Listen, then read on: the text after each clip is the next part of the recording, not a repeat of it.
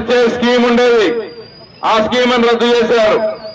Best available schools అని మన బిడ్డలు డబ్బులున్న వాళ్ళ బిడ్డలతో సమానంగా చదువుకునే అవకాశం ఆ స్కీమ్ ద్వారా ఉంటే దాన్ని రద్దు చేశారు.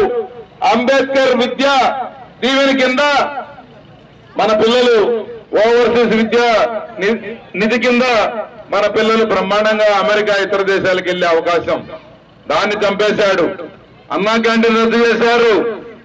అలాగే SC corporation, ST corporation, BC minority, Kapu corporation లోన్లని రద్దు చేశారు. కార్పొరేషన్లు పెట్టారు కానీ ఎవరికి ఒక్క లోన్ కూడా ఇచ్చిన దాఖలాలు లేవు.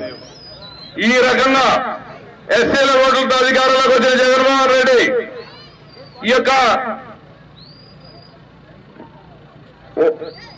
అధికారాన్ని వారికి ఉపయోగించకపోగా, వారి క్షేమం చూడకపోగా వారికి నష్టపరిచారు.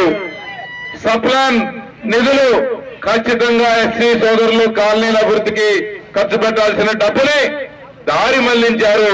దాన్ని కూడా ఈ సోదరులు ఖండించలేకపోతా ఉన్నారు.